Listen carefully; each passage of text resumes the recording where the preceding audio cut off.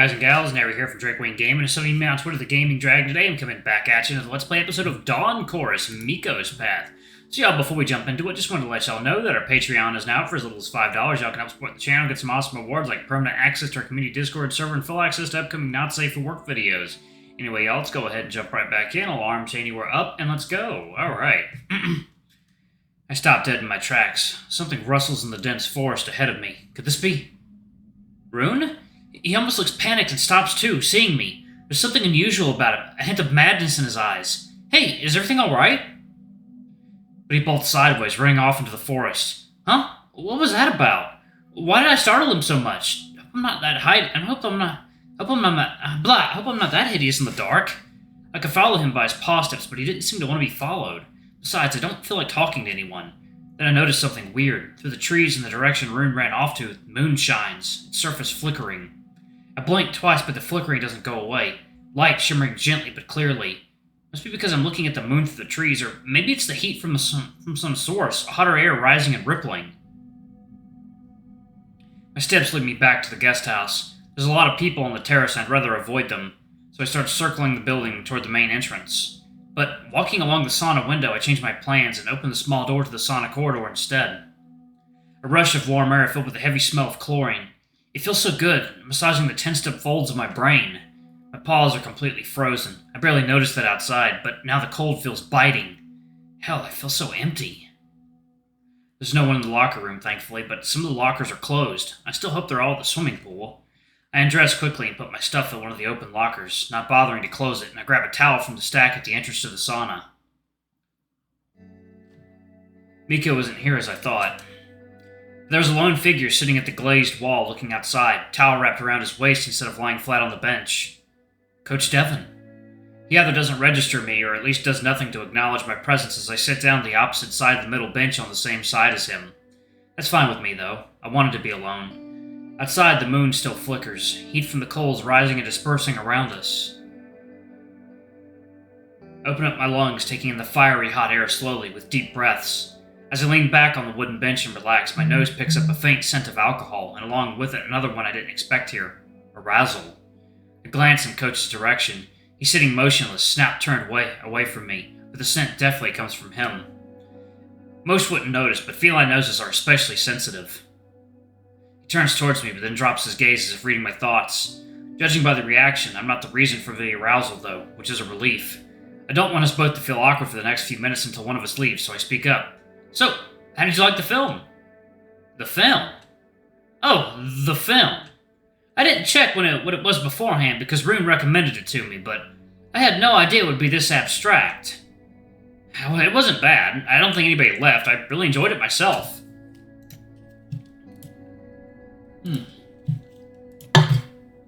I don't know. It wasn't an easy watch, and it certainly wasn't the light entertainment I hoped it would be. I had to rethink my faith in his recommendations. I exhale and lean back, the heat slowly getting to me, knots untying. He's weird. Oh, tell me about it, Coach blurts out before composing himself and looking at me curiously. Something happened? Not really, but everyone seems troubled today for some reason. Huh, really? What's been going on? Just personal troubles, I stop and sigh, the feelings from my conversation with Mikko suddenly hitting me at once, as if my subconsciousness warded them off until now, keeping me disassociated. Now it finally all feels real. Coach, why is love so complicated? I could ask you the same thing. No, I'm definitely not the best person to ask. None of my relationships lasted, and I blew it myself with the only serious partner I've ever had. There's definitely something weird going on today. I never thought I'd see Coach Devon soft-sided. It clashes with my perception of him as a stern teacher so much that I don't know how to reconcile the two in one person. I'm sorry to hear. No, I'm sorry. It's been a long day, and I guess I missed some company. I thought I'd come here with Rune, but I haven't seen him since we came back from the town. Oh, I've seen him just a few minutes ago in the forest. He was running somewhere. He didn't seem like he wanted to talk. Huh. Weird. Maybe he needed some place outside to think. That wouldn't be unlike him. So, do you want to tell me about what's troubling you? I could trust him, I know that, but I don't really feel like sharing it yet, with anyone. If there's anything I want, it's to sleep and forget about it for a moment at least. I still have a few minutes here, though. I entered maybe 5 minutes ago, barely. If I'm already here, I might as well use that time. Have you seen the moon today? Yeah, it's a full moon, bright enough so that I could see it on the way from town. when the clouds start to clear up. It's still pretty cloudy. I hope for a clearer sky. It's nice to lie down and stargaze for a while. I haven't done it for so long that I'd come here and take part in that lesson to remember that's something I can do. Works much better here in the city, though. I love it so much. When I gaze at the stars for a while, the perspective changes. I become infinitely small, insignificant almost in this vast world. I wish I could stay in that state longer. Not all the time, maybe, but more often. Aware of how little our troubles are, of how little time we have, full of love for everyone. I don't even know what I'm saying anymore. The words just flowing out of me in a stream of consciousness. But the everyday pulls away, always pulls us back in, doesn't it? I get what you mean, but the cloudy sky can be just as great to look at. A clouded sky is like a sea almost, always changing and never the same, immense and vast, but also ephemeral. You can see so much in there, but all of it will be the reflection of your own mind. A clouded sky is like a sea almost, never twice the same.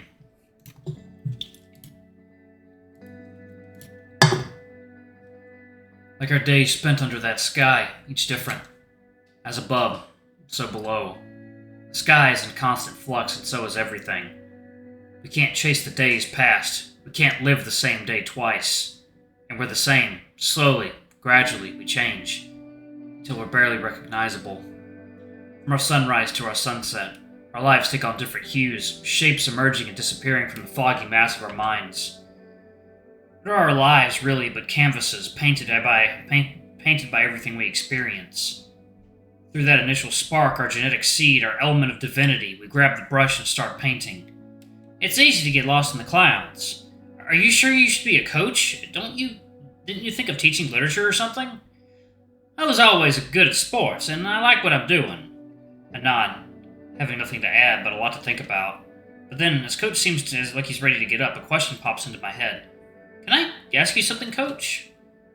You can just call me Devon. We're not at the university, and it's making me feel awfully old when you call me Coach. Sure, go ahead. Are you a Rune a thing, or are you just friends? Huh, do you mean? No, we're friends. Do you feel something for him? I ask with hope in my voice. I guess I'd like to not feel alone with my feelings, but to have someone who'd share them. Just a friendship. Sorry, I just thought, well, you seem pretty close. Not that close, no. Frankly, I probably think more of him as a friend than he thinks of me. I don't really understand him half the time. I see. I wonder if you could hear the disappointment in my voice. I'd even like that in a way. I've looked outside and know the forest would look just the same as yesterday, shrouded in darkness, but in my mind all the trees are on fire, painting the sky bloody red, billowing, smoke billowing. It's time for me to go before I melt. I'll see you later. See ya. See ya. I gotta go too, but I'd rather wait for it until Coach Devon dresses up and go change back into my things in an empty locker room. For now, I can sit around and imagine the great fire looking at the sky, forest burning.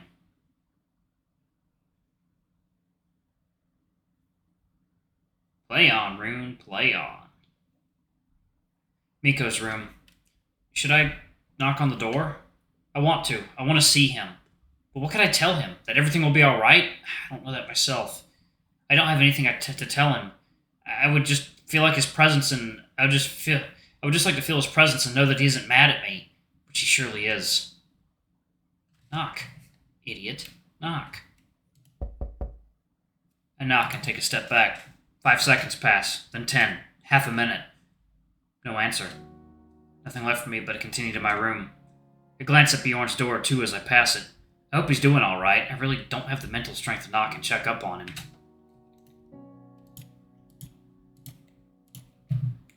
I don't want him to see my defeated face and recount to him our conversation. No, better just go to my room and get some sleep.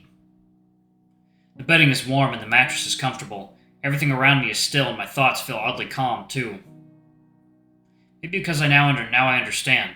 I saw the past through a distorted lens, looking from my perspective only.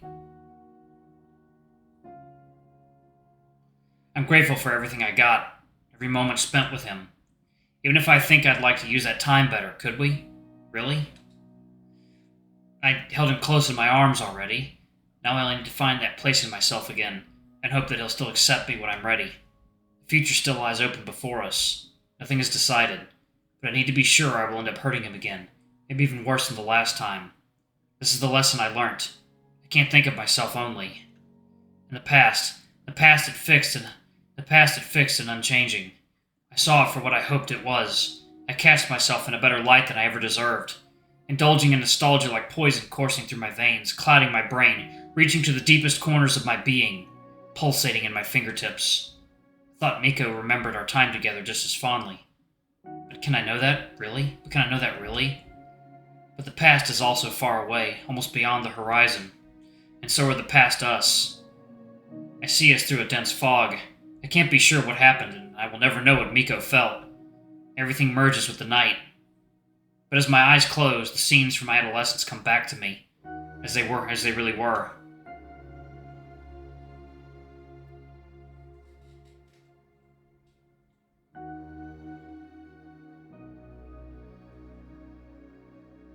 Wait.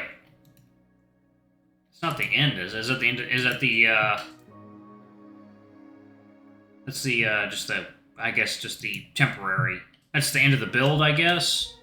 Better be the fucking end of the build, not the end of Mikko's path. So we're getting a Dawn Chorus 2 Electric Boogaloo or something.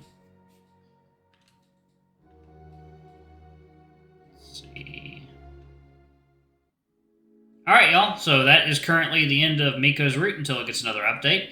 I want to thank y'all so much for watching. Don't forget to like, comment, subscribe, ring that notification bell, and check out our Patreon if you can. It always helps. Before I go, I'm going to give a quick shout out to our lovely bronze tier patrons. Thank y'all for all you do for the channel. We greatly appreciate the support. Music different? No, music's the same. Okay. Thank you to our silver tier patron, Cade Silvermoon. Thank you for going a bit above and beyond. It's greatly appreciated. Thank you to our gold tier patron, Amr. You're awesome. We love you. Thank you for subbing to our ultimate tier anyway. If y'all want to get your names in the credits, get access to our not safe for work content as little as $5. Alrighty? I love you all, and I'll see y'all in the next video. Bye-bye!